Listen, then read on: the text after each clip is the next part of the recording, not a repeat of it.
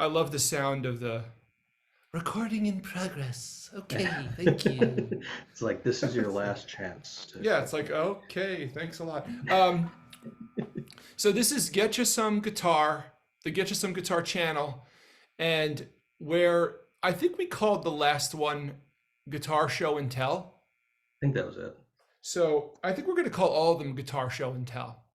I like it. And I'm Keith, and this is Shawn. And we're just going to talk about guitar stuff. So Shawn and I just decided that last time what did we talk about last time? Do you even remember? I think the last time we talked a whole bunch about guitars and like the kinds of guitars we like and the kinds of guitars we have, Yeah. what got us to playing guitar, and then at the Yeah. very end of this like awesome hour-long conversation, you pointed out, hey, like we didn't actually talk about music at all, like any of the music we like. I was like, Yeah. oh right, that's what these do, and that Right. that seems like the way to go. So yeah, so today I thought would be good is sort of like, in a sense, it's sort of like a get to know you. But now Shawn and I have known each other since high school in a sense, but we haven't, we sort of fell out of touch for a long time. And now we're like, friendship is rekindled. And so, but I don't, I know like, so here's my memory of you in high school. Uh-oh. I have one very, I mean, I hope this was you, but I think it was one very vivid memory. Uh-oh. I think you played Pantera Walk at one of the afternoon concerts. Oh, possibly. We did Was it not that song? yes, one of the so I did It was a we heavy did metal song. it was The Sleep. What was it? It's called The Sleep. It was like I think it's the end. I think it's at the end of Vulgar. Oh, Might which be one? might be Okay, on how does it Cowboys. go? It's oh goodness, I actually don't remember how Oh to no, play is it. it the one that goes do do do do ch, do do do do bum That's bum bum bum do ch, bum. You know what it was? that's So exactly what it is. I thought it was Walk. I thought it was Yep. Walk, but all I could remember was it was like low. It was a detuned E string, so maybe it was drop T, and I do remember there was a third interval. Yeah, it's like that whole thing is just like minor thirds the whole way, and then like Okay. there's these cool like clean arpeggiated sections. Yeah. It's one of those. I was thinking about like the kind of music that I like. I was trying to find like through lines or like themes of like the kinds of things that I like, and one of the things is like complicated or like altered jazz chords in places Hmm. where they ordinarily wouldn't be. Hmm. Um, the Sleep has like a little bit. There's some flat five action there. There's some like weird chords that happen in the middle. There's nice nice progressions. Um, Stone Temple Pilots do that a lot. Um, Alice in Chains does that sometimes. Yeah. But it's not a consistent theme for me either. Like Pantera, I liked because of like the emotion, and B because the guitar is just awesome. It's just really it's super heavy. The riffs are like they're challenging and interesting. Hmm. As it's just it's Pantera from that era is just a vibe that like Dude. um Yeah, Pantera is like there's something that is just so unbridled about the way Dimebag approaches his a lot of his guitar work in that band, but especially the solos. yeah. I think, so I we also so we talked about maybe talking about just our favorite guitarists, Mhm. and I was thinking about it too, like who do I even like? Dimebag is definitely one of them. Interesting. And I think there was something inspired by Eddie Van Halen, the way Eddie would just do like lines where he wouldn't like bother to play like a scale, like, so instead of where a normal person would go like, Yeah. he would just go, He would just go Yeah, one or just like one whole tone things a lot. one It's two yeah. four one two four one two four just up the neck because he was like, yeah, what you get the picture, you get it's just to like it's fast, and it's just like sounds crazy. I think Dime had a lot of stuff where it was just like he would play something melodic, and it would often be, he didn't play like in Ionian very often. He would play like the song. He would always be in like some sort of like Like a harmonic harmonic minor type minor thing, yeah. something, but then Or a he would just Phrygian play thing, or something that was just out there, just like very, I don't know, just like out in a way. It's almost like when a jazz musician plays out, he would hmm just play out. And Yep.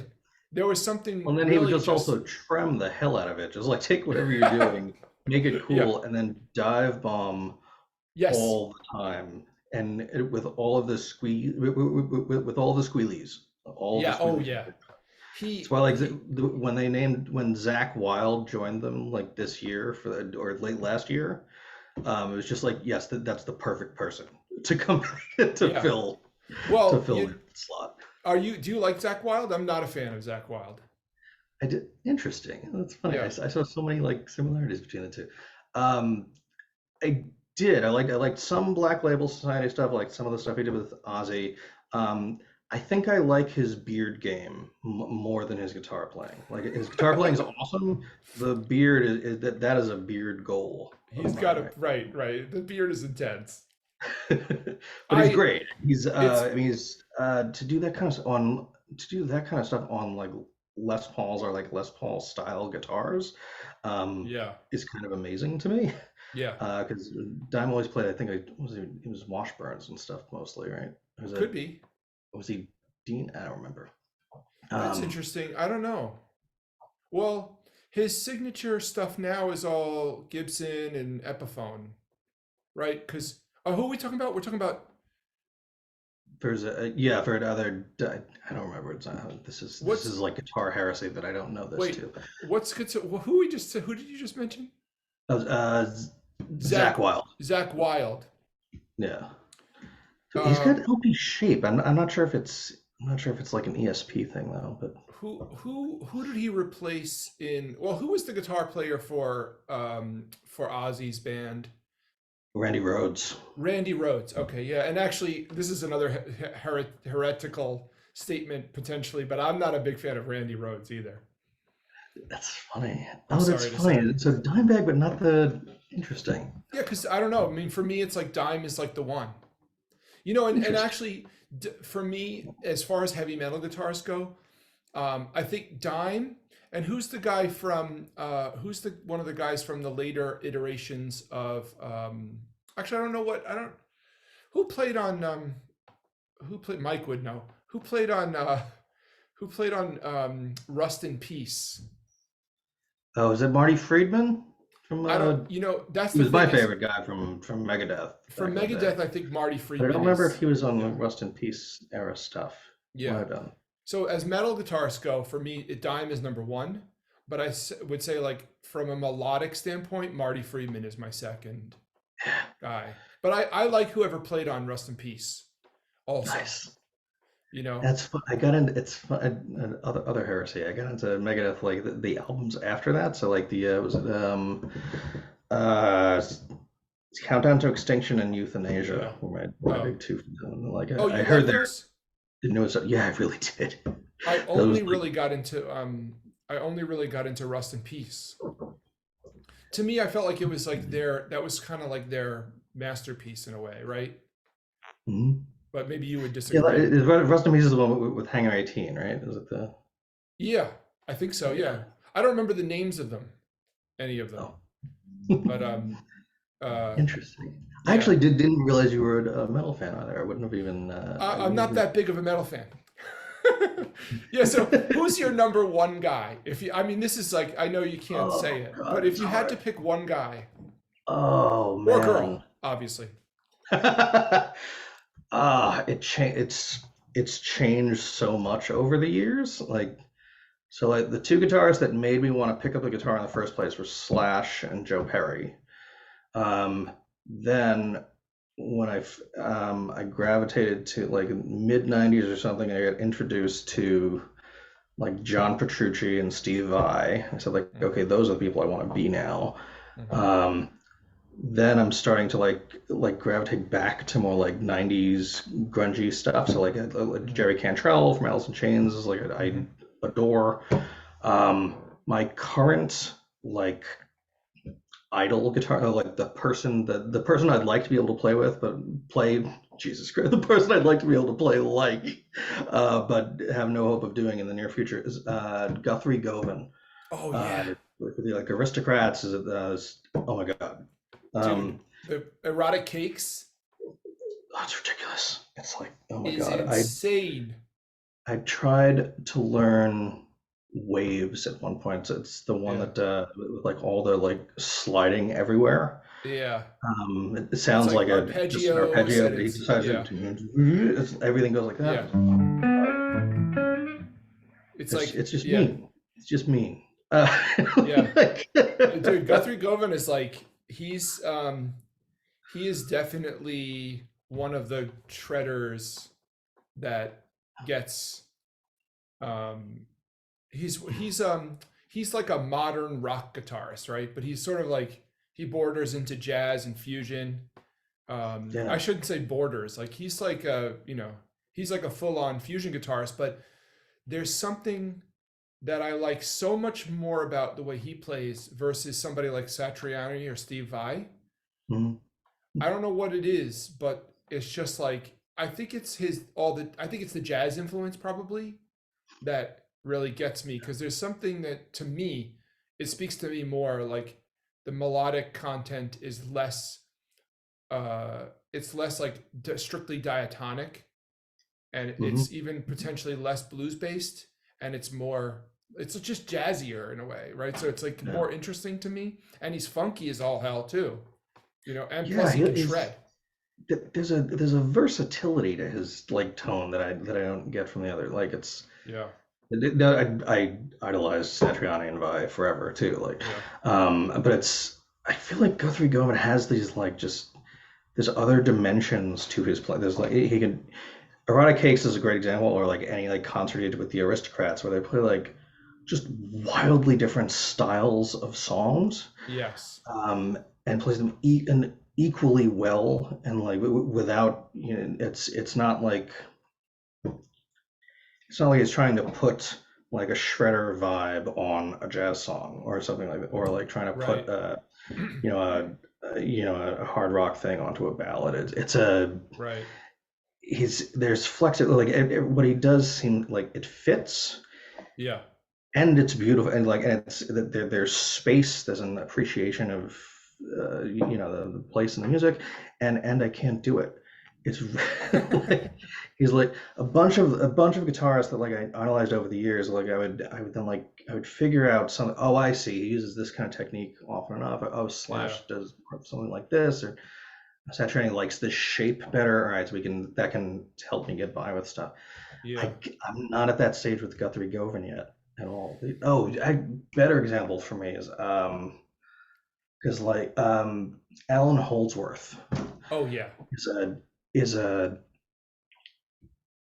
I saw Alan Holdsworth live in a concert, and it was a religious experience for me. I never got to Um, see. When did you so must have seen? When did he die? He died a while back. oh goodness, 10 years ago, so something like Yeah. that. Lucky you got to 10, see him. 15 years.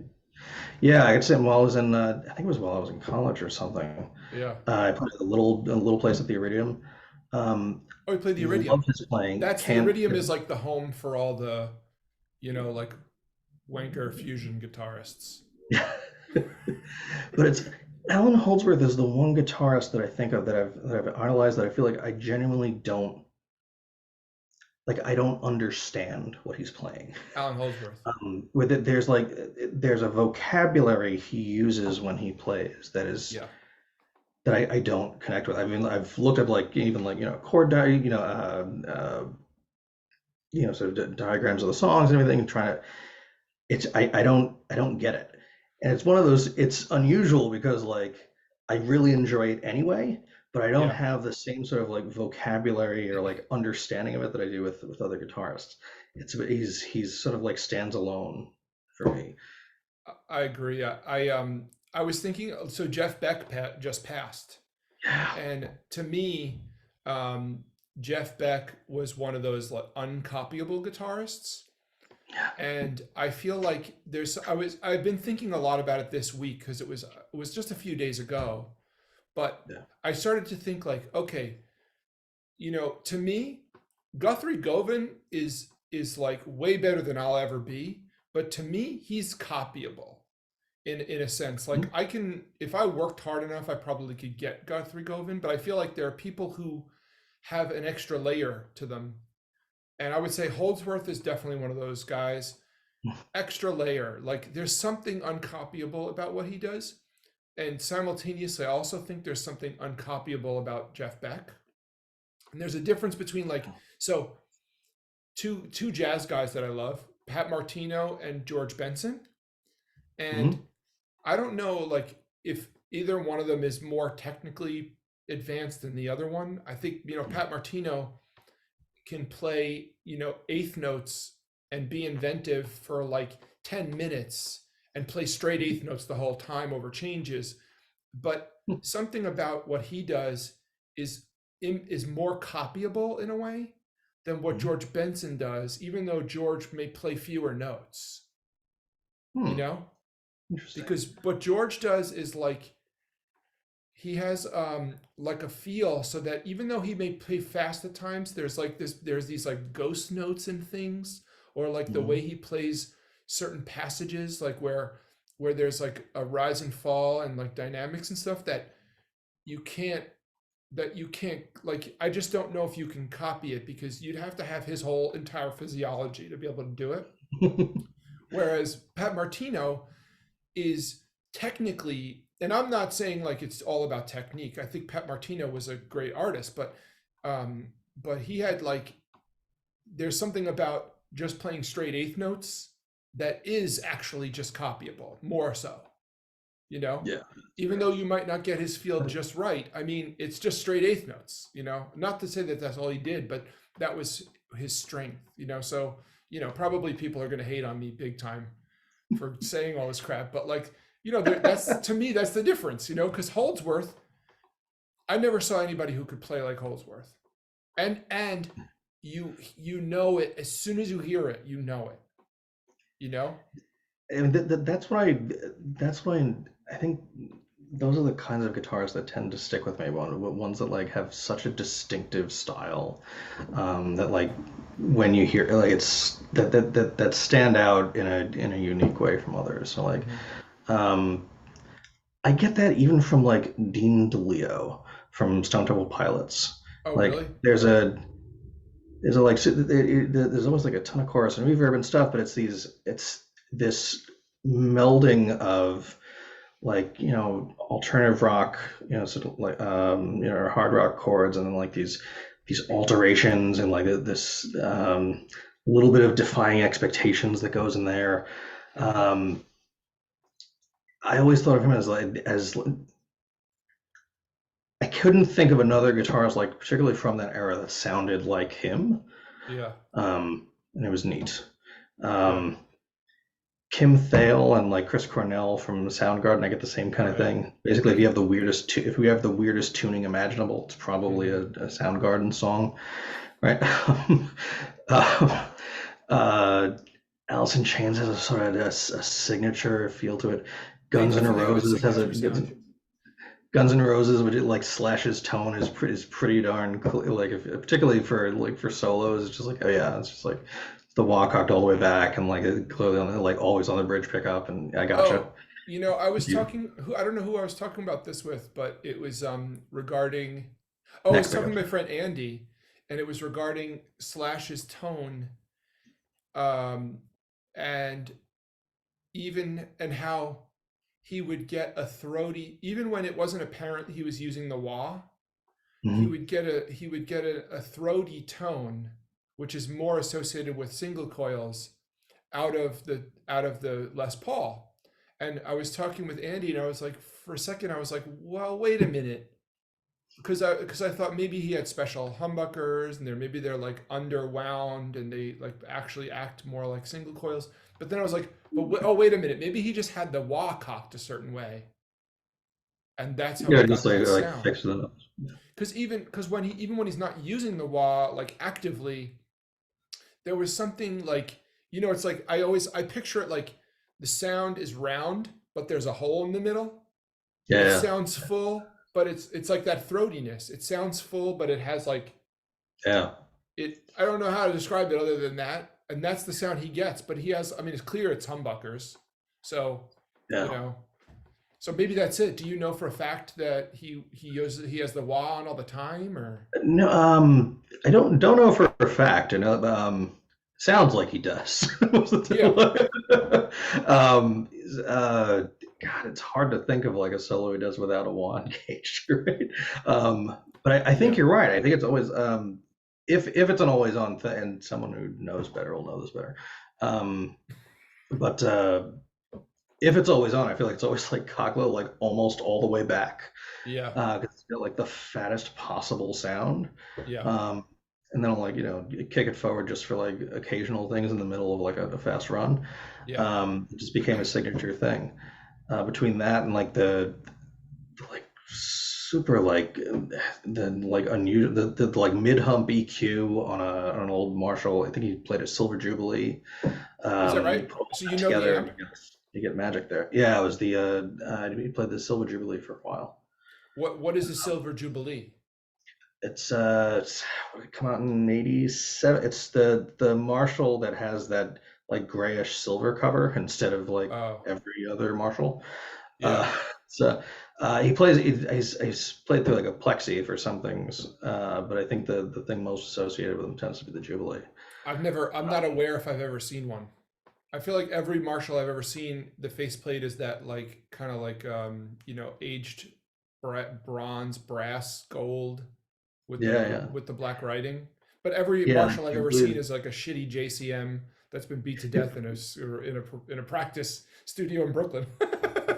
Yeah, no, know which one you mean actually. It's like They just closed that's down a the few years ago. They were great. and And here's the thing about me in a rehearsal studio. I always give the other guitar player first choice of amp. They always go with the Fender, and I always get stuck with a Marshall that has no clean tone. Never. It's like no matter where you, no matter where Or it's like you a do single it. channel JCM 800, be like, awesome. No, No. even the clean tone is dirty now. It's just been like so beat to shit that it's like It's either so the funny. cone is ripped or the circuitry is just so screwed that there's just no clean tone at all. So, and that, yeah, so like Plexi, JCM 800, and I think the 900 all are like that, are single channeled. Oh, The Jubilee is as two channels, as a oh, clean and a dirty, yeah. and it's a much like darker sounding Wait, like but the distortion than most of Jubilee the is other Marshall darker ones. sounding. Yeah, and Yeah, you'd know a Jubilee if you see it because it doesn't look like any other Marshall. It's got this sort of light gray covering I'm gonna have to generally, look for it. um, which I don't love, but Yeah. um, I anyway. don't know. I mean, I feel like I've played I played a ton of Marshalls in that setting, but I always felt like there was no definition. Like um, I could never get a sound that didn't sound muffled. You know, That's fine. so It, and I was playing, and I played. Oftentimes, I played a Strat. I played a Strat for many, many, mhm. not a Strat, but a G&L Legacy, the one I had on the last episode. I Yeah, played yeah. that guitar had, well, technically, I did replace them with Hot Rails. Mhm. So with the original single coils, um, I had that experience, but then with the Hot Rails, even more so because those are actually just tiny humbuckers. Yeah, And now what I have in there are tiny humbuckers as well. They're just a little bit more stratty. nice. Nice. Um, I think you dodged my answer. Uh-oh. So give me your top five. Let's just talk Oh about let's yeah, because I gave you we like round it to who's top five. best, and then I said like top one over the. Top 5 for now. My God, that's so hard. All right, so I mean, so Slash has to be in there for nostalgia. He was the like main inspiration for picking up guitar in the first place. John Petrucci for who I wanted to be for the longest time. Yeah, I never got into Petrucci.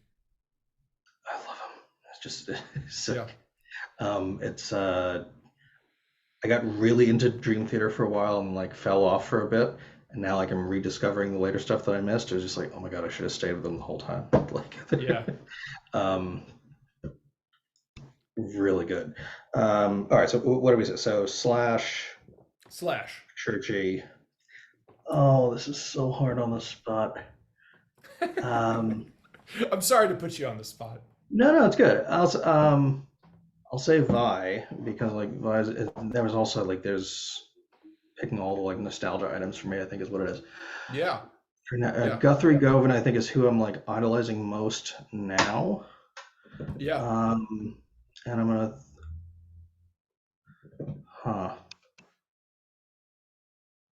and then I'm wavering on either Dean DeLeo or Jerry Cantrell because those are the ones that I'm like listening to the most Oh, now. so you're going through like a nostalgia. You're in a very nostalgic phase of your life right now. I really am, right? It's Yeah. like I like You're going through the grunge, man. you know, it That was had, high it school. had that's what it is. Like had Yeah. kids and like and I'm looking back on kids are listening to their music. I'm saying, no. Here's the really cool. I'm officially that dad. I'm Yeah. just like, no, that's not music. This is what back in my day it was the. Yeah. Yeah. But it's I forget. I thought I'd read somewhere at some point that like the music that most speaks to you in your like middle school, high school age is the one that like stays feels the most nostalgic later in life or something. Yeah. And I've read that too. Yeah. yeah. It's becoming real for me now. Yeah. Yeah. What about you? Yeah, I mean, I knew we were having this conversation, so I put a little thought into it. Um, and actually came up with a one, with a one. Oh, with just the So one. I forced myself to narrow. I forced myself to narrow, and I'm going to say something that's potentially controversial, but it's so when it comes to trying to choose your favorite guitar player, of all time, it's really if you're like me and you like different styles of music, then it's really hard to narrow it down because Yeah. then so it's like it's just really hard to narrow it down because you might have a favorite for every style of music. Yep. But if forced, I hate to be forced, but I'm gonna say the guitar player that is still one of my favorite, and I have a very, I have a part of my heart carved out for him, is Trey Anastasio from Fish. Nice. And I actually believe that Trey is like the greatest rock guitarist, like just pure rock, right? I'm not talking about the Guthrie Govans and, the Greg Howes or whatever. These guys are they're rock guitarists, but they're kind of like fusion guitarists.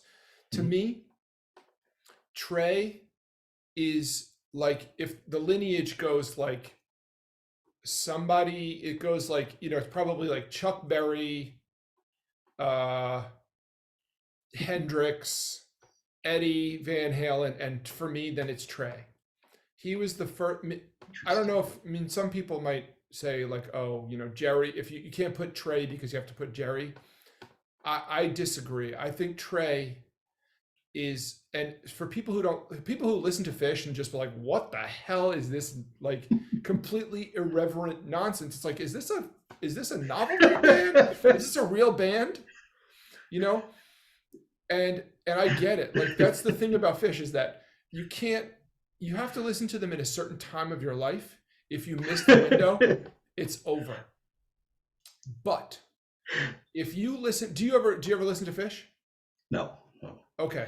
Although I'm I gonna am give kind of you. now wishing that they would put out an album called Completely Irreverent Nonsense. If That's you, that's epic. Like yeah. So that's what it is. It's like there's so many things, and they're like the music is like atonal fugues and bleeps and bloops, and then it goes into a song, but the song is like about, you know, um, the song is like the lyrics are nonsensical and like cartoonish, and it's like, but then they go into a jam, and then yeah. and it's like all this, all this like tension that they've built up from being like total fuckwads.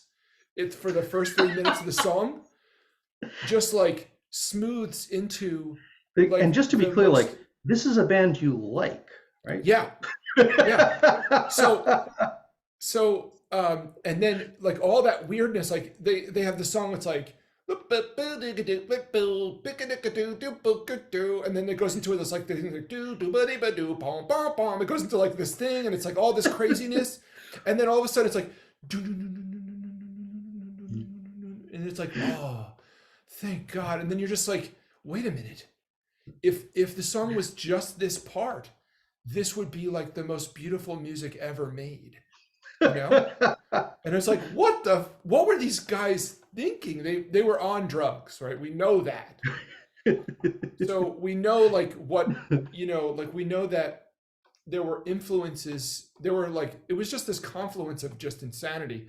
But I will tell you that if you want to hear like Trey's best, so the song that changed my life for guitar was The Divided Sky.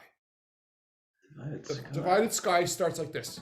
It sounds very normal. Can you hear this? Yep.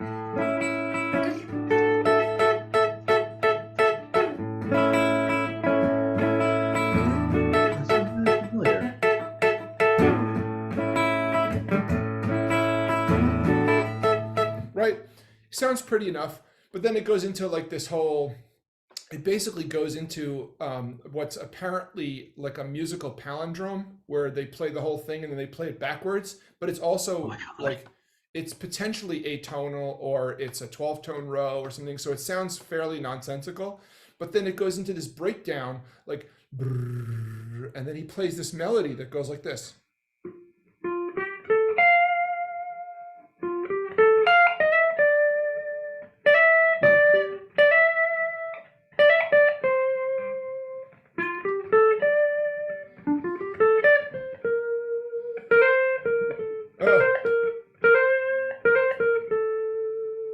And it's just like, and there's like this beautiful organ. It's like the people who made this part of the song also made the other part of the song that made me feel like I was having an anxiety attack, And it's just like, and then it goes into this like basically like a jam where he plays like the guitar solo that you wanted, from the guitar solo that was just like the great guitar solo that you heard in that song, but it didn't go on long enough, He plays them, but he plays them long enough to satisfy you as a guitar player.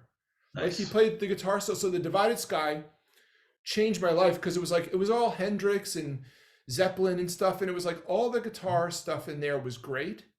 But I felt like when the guitar solo was just getting going, then it got cut off.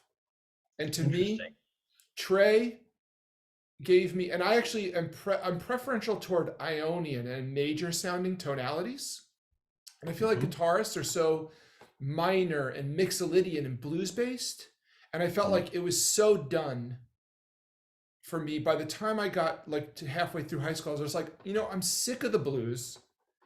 I'm sick of Dorian. I'm sick of mixolydian. I just want to hear somebody play an Ionian for a while.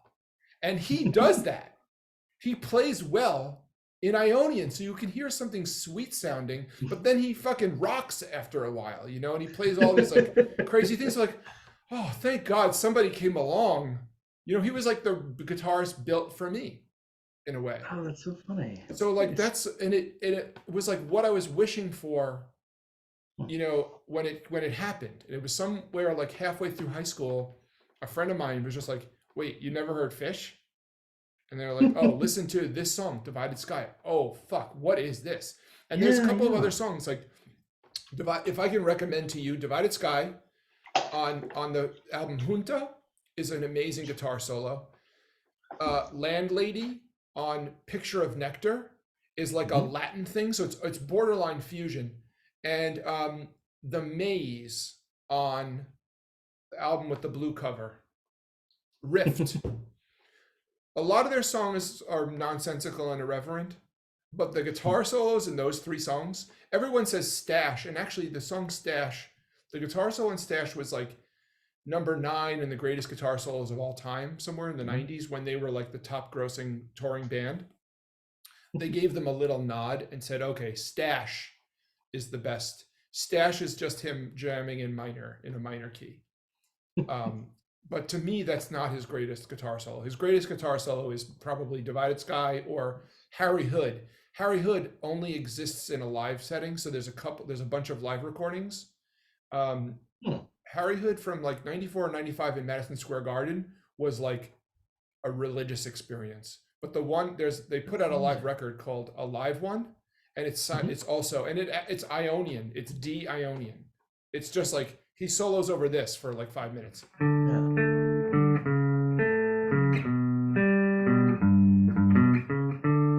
Nice.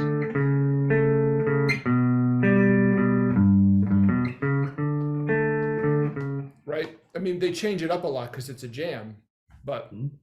so, like I feel like Trey is so, horribly misunderstood. Hmm. And he doesn't he's like also potentially horribly, horribly underrated. And if you listen to those 3 tracks, you're going to be like, oh, I see what Keith means. Like, the dude can play, the dude can shred like the best of them, but he also has like a sweet side in a way that a lot of guitarists don't have. That is so awesome. That I'll get like off my soapbox about Trey. no, it's terrific, man. It's you definitely have like a clear number one because you could see like how much you light up talking about it too. It's like Yeah, that's why. um yeah, that's Yeah, and I I've feel had passionate like about it because I feel like even though they do get a lot of respect as a band from their diehard fans, I feel like guitarists are just like, you know, eh, but I think it's because they can't sit through the first 3 to 5 minutes of the song that makes no sense. a longer And they song. don't Yeah. get to that part, and it's like, you can, that's your choice. You don't need to, right? Obviously, no one has to do anything, but you could also fast forward through. But it's almost like part of the experience, like, that they torture Yep. you until that point, and then when they get you there, it's just like, you know, fine. It's like release. Thank you. That's so funny. Like, is I don't think I have like I don't think I have like a single guitarist or like a single song or whatever that does it to me now because there's like different guitarists from different sort of phases in my life have done that. Like, um, the way you feel about Trey Anastasio now, like is how I spoke about Steve Vai in like the mid to late '90s. Um, Saw him in a concert once and was just like, I can't. This is the most amazing thing I've ever seen. Yeah. Um, then like when I first heard like um, Awake from Dream Theater. So like, they played the Erotomania track, which is this all Yeah. like John Petrucci at his like early '90s best. All the time signature changes and everything. It just completely blew my mind, and that became like so. Then I was like that about him for a while.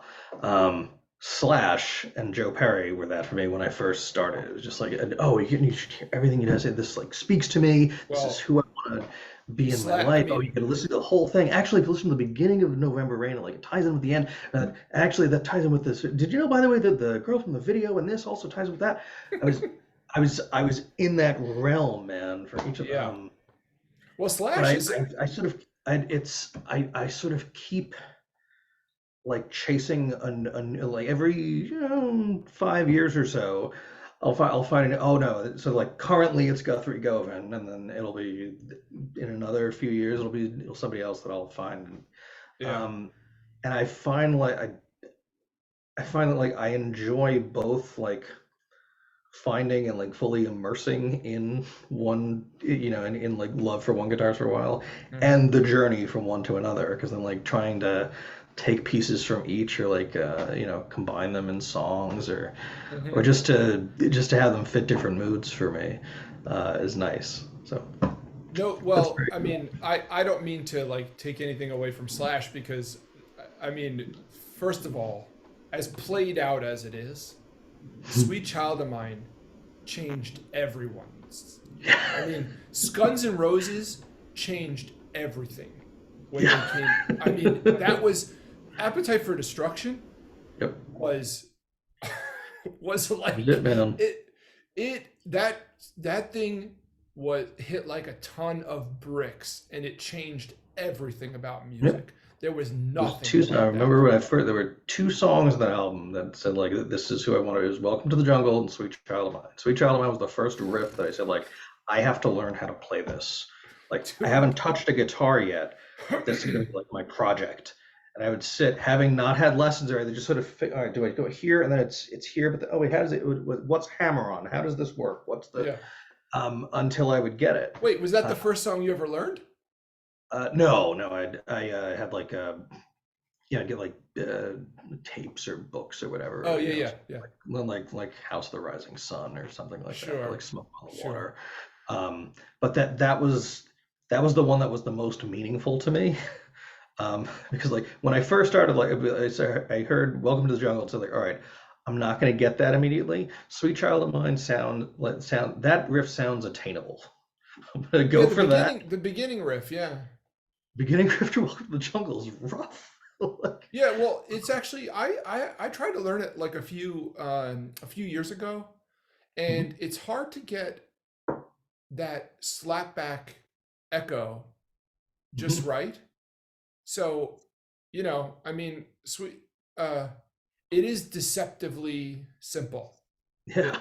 It like that's I mean it's a lot harder than it seems. And actually I guess by the same token that intro riff to Sweet Child of Mine is a lot easier than it seems.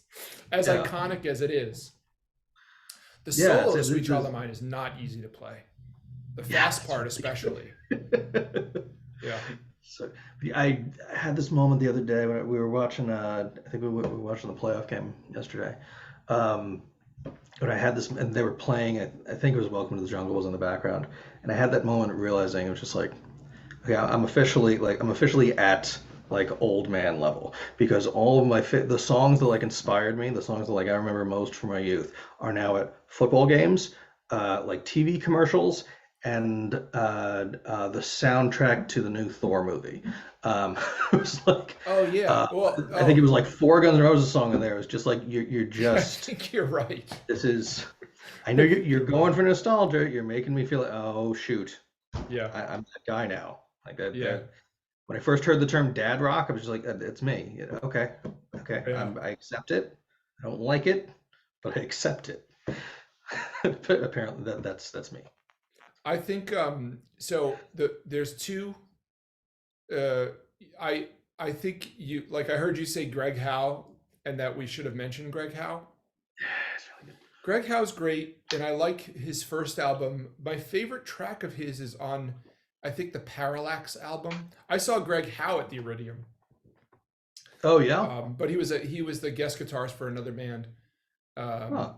Um, but that was fairly recently, last 5 years probably. But Yeah. so Greg Howe, but I don't. I mean, he's great, but I don't put him in the same. I don't put him in that same. He's like what? He's a very proficient shredder, but I don't put him in that like he's not in my top 10. But Yep. there is one person that we haven't mentioned that I feel like I have to mention is Danny Gatton. Danny So who? Danny Gatton. Danny Cat. I don't think I know who that is actually. Okay, Oh shoot, so that's not good. Danny Gatton was basically like a Uh, Telecaster slinger, and he was borderline. He was like somewhere between like blues, huh. rockabilly, and swing, and but Danny freaking Gatton, man, was and for a while he was like every guitarist's favorite guitarist that nobody knows. And that's kind of like the Got a lot best of those. description for Danny Gatton. So for me, like when I tell people my top 5 guitarists, I have to go by genre. So I go like for rock, it's Trey. But I have to give like Eddie is, everyone loves Eddie, right? Yeah. And as rock guitarists go, Eddie was like the prototypical true rock guitarist. So it's like Trey and Eddie. Jazz, it's got to be George Benson. Pat Martino is, it's George Benson and Pat Martino. They're real close, but and actually Danny Gatton is like a country guitar player, but when you hear him, he sounds like a jazz guitarist. So Danny Gatton is on the list. When it comes to like fusion stuff, it's got to be Holdsworth. You know, and I don't know who I'm missing. Did I miss any genres? Probably, right? There's I'm not really a country fan in general, but Danny Gatton is like, and I'm into. There are lots of guys now playing country, like in a. There's like this acrobatic country stuff that's really cool, but it's really not my thing as much as. But I do like to listen to it, like what's his name, Brad Paisley. I don't like their songs, but when he takes a solo, I like that part. Who is the guy? There was a country guitarist that Kiesel just signed a short while ago. Is it Brett Mason? Couple years or so. Was a signature guitar with them, and a son of a gun. Wait a minute. Albert Lee is on Music Man. Albert Lee is a crazy. He's a Brit. Yep. He came up. He came up in the like Jeff Beck, Clapton, and then Albert Lee was like, this guy was like, oh, I happen to like country music. It's like, no, he never got the respect, but the dude can play. Johnny Highland, that's the guy I was thinking. Oh, I know that. He has all the videos. He has all the educational videos, Highland. There we go. Yeah. That dude can play. Yeah. It's also like not a country fan, terribly. But would see like when I'm a huge Kiesel fan, obviously. So when they signed him, who's this guy? And look him up, and it was just terrific. Yeah. Just blew my mind. I wanted to show you something that I made. So we probably should quit soon, right? Sure.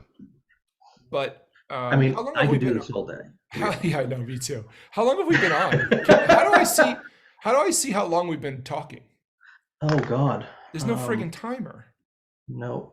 So let me show you something. I am going to share with you this playlist. Epic Guitar Solos by Getcha Some Guitar. Nice. I put recognize an album cover in there from Use Your Illusions. Hi there. How are you? Yeah. So I mean, so like clearly these are a lot of the first ones are really quite. A lot of these are quite. Devil take the hindmost. Thank you. Yeah. Some of them are conventional. Yeah. And some of them are not conventional. Like to me, this is one of the greatest guitar solos ever recorded. This one right here. Ooh, I don't see that. This is good because some of these I don't know. Yeah, and so here's what I'd like you to do. A lot, actually. If I'm missing anything, or if there's something Paul that Gilbert on there, yeah, that's my. Do I have? Oh yeah, I have this. Right, this is whatchamacallit. Dude, I feel like for a list like this, it's really got to be like a top 100 because it's just like, oh, what about wait about that? Oh, wait, that song was the greatest, right? Yeah. Yeah, I totally think I put this on because I thought his harmonica solo was basically a great guitar solo. It's kind of a joke. Anyway, and some of these I may take off because some of them are kind of like that's fine. I put them on. This is going to be a good time. But let me ask you a question. Here's what I'd like you to do is, what would you put on this list? What am I missing? Like, so you mentioned a lot of things that I don't listen to. There we go. All right. And this is a public, by the way, this is on Apple Music and it's a public playlist. So I think I'll put a link in the description. I think anyone can access it. But, so fun things that I'd consider. I don't have a Guthrie Govan solo, but I'm looking for like the most epic ones from each guitarist. So it's fun. First thought I if had that's possible. that is rarely on people's list, but that's always amazing and good to listen to. Folks from Candy Rat Records. It's like all like solo acoustic players. Yeah. Um, Oh, that. that are just absolutely mind blowing. Yes. There is one. It's Andy McKee from Candy Rat. I think my favorite song there is Drifting or something like that.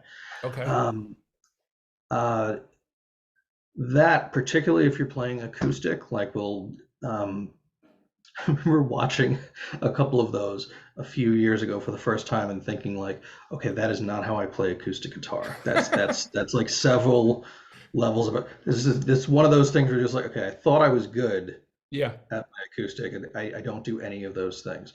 Yeah. There's always this combination of like there's a tuning that's usually like a two-handed thing going on here, or it's Oh. like using the body of the guitar for like different kinds of percussion while you play, Oh yeah, and like then Mike you're Dawes or playing something. the open strings for a or playing the chords and melody at the same time. In a it's oh my god, it's otherworldly to me.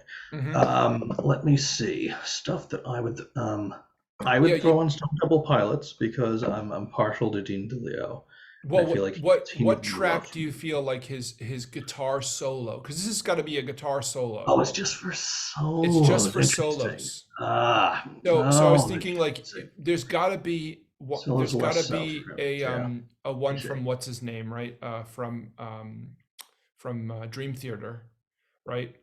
There's got to Oh be a yeah. Oh my track God, somebody with a pick one. truly epic guitar solo. And I should Uh, actually, there is a track that Guthrie Govan plays on. He plays the solo on this song, but this is by a different person. nice. I'm not sure if I have Guitar another solo. Guthrie Govan on here. I can give you one with an excellent solo for that. Which Bad one do you? Asteroid. That's probably the first one I think of for Guthrie Govan. Which one? It's probably by the Aristocrats, but it's It's by the uh, Aristocrats. Yeah. yeah, it's Bad Asteroid. Okay. It's one of my favorites. Yeah. Um, for a guitar solo for who were we just talking about? Oh shoot, had already left my mind. Darn. Um, We were. You when you said acoustic, it reminded me of the Al Di Meola, John McLaughlin, Paco de Lucia.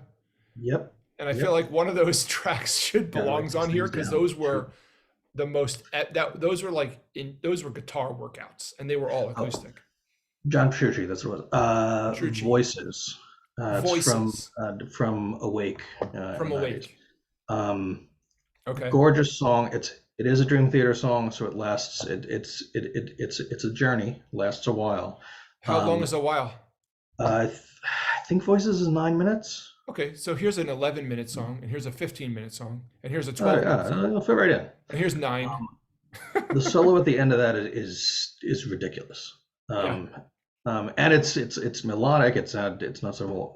Um, Erotomania was the one that grabbed me the most, and there's What is it? several ridiculous Erotomania. It's Erotomania By who? off the same album. I think they're actually right after one another on the track list Is here. that Dream Theater? Yeah. Yeah. Okay. All right. Guitar solos. My God. Yeah. I feel Um, like we should go through and just think of all of our favorite guitarists, and then we don't have to do this right now, yeah. but go through and think of all the Oh, we're favorite gonna make this a guitarists. big list. This is gonna be fun. This is the kind Well, of thoughts yeah. that are gonna come to me at like 2 in the morning. Oh, how did I forget this one from Yeah. the? Yeah. Well, I It's feel gonna like this is not something we need to do right now, but it's like, be. That's gonna yeah. be a good time. Yeah, because I feel like I put stuff on the like I went through a Frank Gambale phase Yep. a few months, maybe 6 months ago. And I put a Yep. bunch of his songs on there, but I don't like I feel like they don't all belong on there. I just kind of dumped them in. And then I was good when I listen back through them, I may pull some of them, but I'll keep at least one. There are a couple of Holdsworth songs on there that I Yep. think belong there. You probably noticed. I don't have a Danny Gatton song on there yet, but I feel like he deserves to Hmm. be on there. But Yep. there's part, so I don't know any Dream Theater, so I'm gonna like listen to There's those fun. ones now and check them out. If you're in, since you mentioned metal before, you might not be as into it. Um, I didn't put any I didn't s- put any Dimebag on there either. so like Or maybe I did. I don't remember. a fun one, particularly with an amazing solo, Sea of Lies by Symphony X. Oh, I've heard Um, Symphony X is good, and I don't know them also. Michael Romeo is a fantastic guitarist. Okay. They're a very like neoclassical like power metal type bands. There's like so concept albums and things like that. Yeah. Yeah. Lot of like Bible theme, biblical theme type things or whatever. Which My is favorite. they happen to be awesome. And like the Sea of Lies, like the opening riff alone is terrific. The Yeah. solo in the middle of it is this just brilliant string skipping like two Dude, tapping thing, which is I can't wait to hear that was a that. project solo for me for forever because Oh, it's really? going you gotta go like here and then like skip back and then it changes the chord and you gotta do that. Yeah. It's like it's first and third string, uh, like at like ludicrous speed. Yeah. Um, Yeah. Wonderful. Sick. All right, so that you just gave me three recommendations, I There believe, we go. which You can add a little now I get to variety. check them out. You've gave me like two or three names of like guitarists I have to look to after this too. So this has been great. Yeah, I think I feel like maybe we should get into more like country stuff. It's like maybe we don't, like maybe there's a Brent Mason. I know Brent Mason is like the most he's one of the most famous country guitarists now. Um and so I have to check out some more of his stuff and see if I like it. Um oh, I just thought of one. And I don't know if I put it on there, but there's a band called Ghosts. Did I put it on there? And there's a crazy guitar solo. It would be towards the bottom. Mm, nope. Nope. Okay, so I think the Fear the band's called Reaper. Ghosts. What's that? I see Don't Fear the Reaper in there. I'm getting the SNL sketch about more cowbell stuck in my head now. Yeah, the next playlist I'm gonna do is all the most cowbell songs. All cowbell songs. It'll be a short but very valuable list. It's Right, like right. public service. Yeah. So this is awesome, dude. I love chatting about guitar shit with you. Absolutely, man. This is terrific. Glad to Let's do it again. yeah, let's do it again soon. Maybe in a month or something, or I don't know. When we come up with another topic that we can talk about. Well, oh, that reminds me. Oh, so what I wanted to do was, since we're calling it show and tell, Hmm? I wanted to do something where like we show each other each like our guitars one by one, Oh yeah. and we could just feature our guitars. And because I my GNL, which I was holding in the last video, I didn't Hmm? know the specs and I didn't know like much about it. Oh yeah. But I emailed GNL, they sent me the specs, and then I went on Oh. eBay and bought an old GNL catalog from the 90s. Hmm. And I think my guitar has the same specs as that one. So that's the era of it. I Oh, think my nice. guitar was a 92, 93. I can't remember. I have the email. That's very So cool. each time we can bring a guitar that we want to feature and just like talk about Ooh. it and talk about the specs and then also just bullshit about general stuff. But we can also do like an actual show and tell, Can like in definitely grammar do that. school or whatever it is, like Definitely grade do that. school. Well, I can go here if we need to. It's a Kiesel CS6, so carved top, Les Paul style thing. Hmm. Chambered body, mahogany back and neck. Yep. It's a quilt top here, ebony board, uh, mother of pearl block inlays, and the like old like traditional like Gibson style headstock and locking tuners. It Absolutely is love it, sexy. particularly also for the push pull coil tap on the tone. Ooh. Yeah, and you know what? Give me a quick demonstration of Oh like yeah. the coil tap versus not coil tapped. So that's without and with. It's probably better in the middle actually to do that, right? So tapped, it like thins it out quite a bit Yeah, versus that's with yeah. without.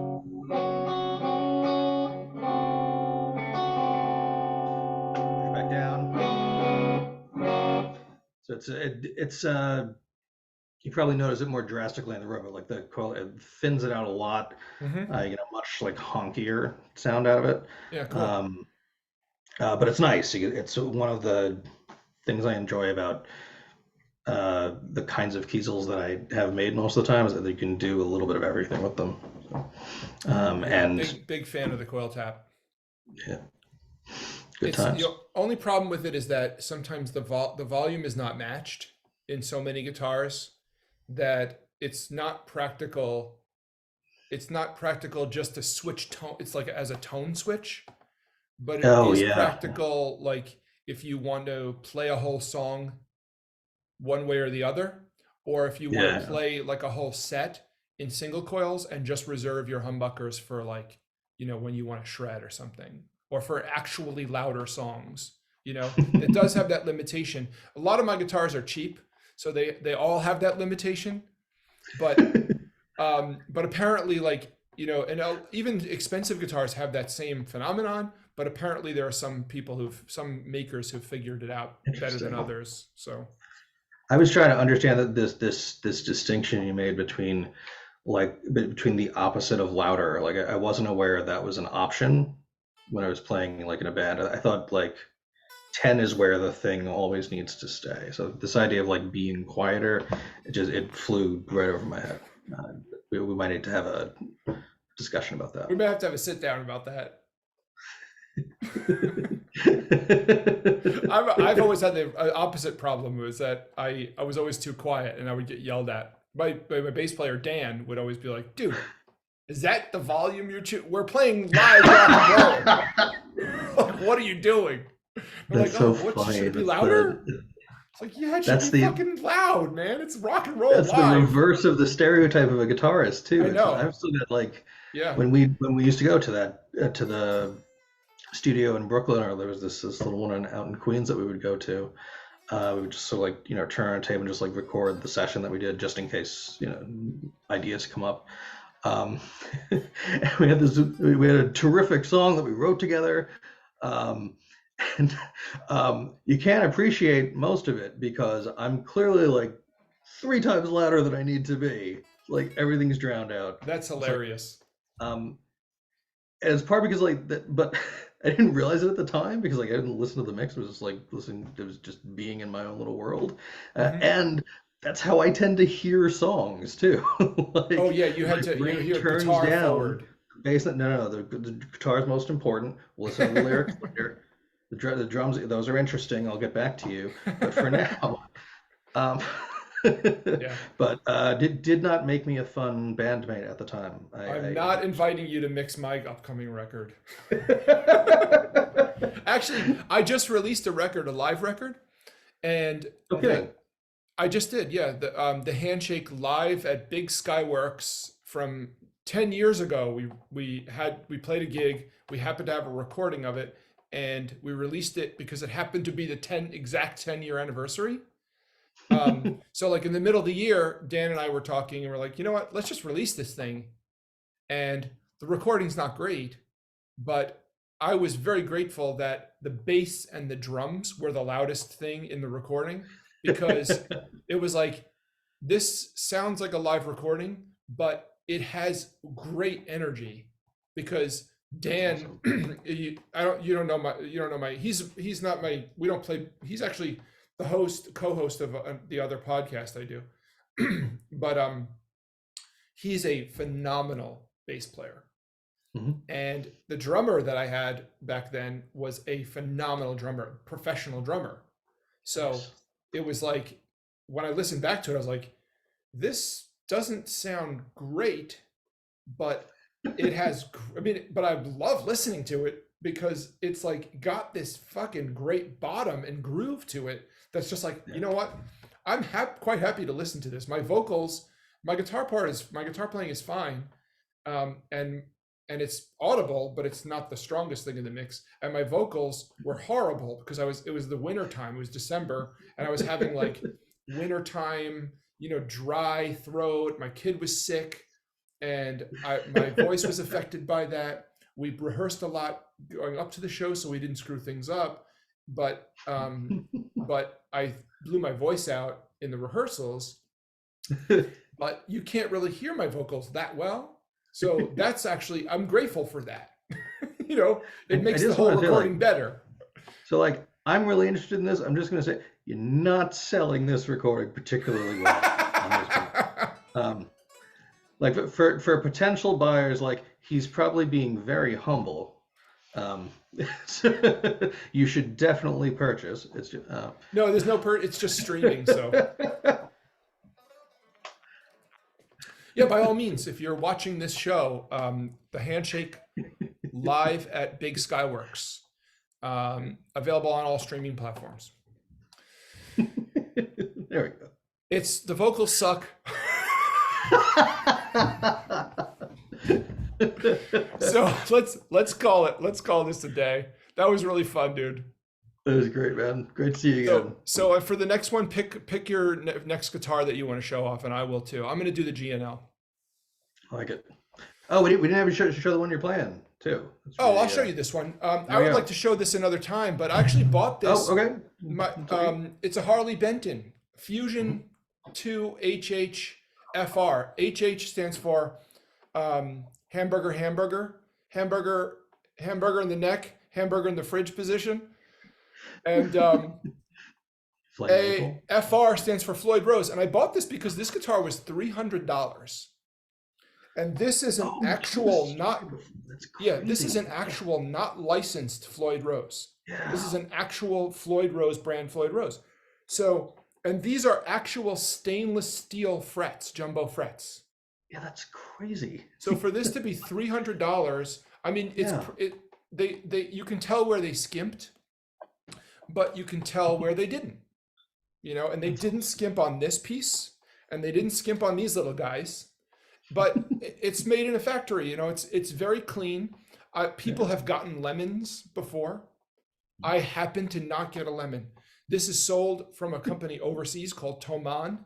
So if you buy a $300 guitar from them and you get a lemon, and they're fewer and fewer, like they're making great guitars right now. If you buy one, shipping it back to them, I'm sure, is an absolute nightmare. So I was just super lucky to have, I did a bunch of research on it. Seemed like just what I wanted, a cheap guitar that I could use that wasn't going to break the bank, but that I could experiment with an actual Floyd Rose, because I never owned an actual Floyd Rose before this. Yep. But I truly was inspired, actually, in large part by Jeff Beck's playing. He doesn't use a Floyd Rose, but he does float his Strat tremolo.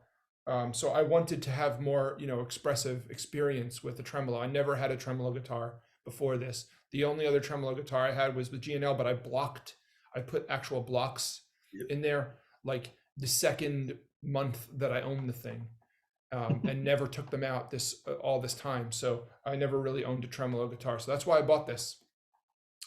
And awesome. I've been actually so happy with it. It doesn't, it lacks when you have it dead clean through a dead clean amp. Like if you have this going through like a Fender Twin, you are not going to be happy at all. But if you play this through, I play this a lot of times through Mike's amp, but I have to put a little bit of gain on there. And I play it through a Fender Blues Junior a lot at my friend's studio. And through those, just, with a little bit more roundness out of the amp and a little bit more gain to like sort of smooth out a little bit of where this guitar is kind of like maybe a tad shrill and maybe just a little tad too punchy. Just a little bit of gain takes that edge off, and then I'm quite happy with it. Nice. So, it's $300, dude. It's like, and the top looks a lot nicer than you would expect for that. Yeah, it's got some nice, and the color's amazing, but it's also good. It looks like it's got some nice figuring in there. And the binding here is not real binding. They just masked it and painted. So it's like faux binding, but it gives it a nice look. Yeah. So, it's a knockabout. I take it on trips with me. I take it to all my jam sessions. I'm not too worried about it because it's replaceable. And but I am truly happy. I mean, I do recommend it to whoever wants to buy one. It's been really fun and fantastic, and it's not expensive, so I like that about it. So Cool stuff, man. yeah. All right, man. Cool, this has been man. terrific then. Awesome talking to you, dude. All right, see you again soon. Until next time, brother. Bye. Later.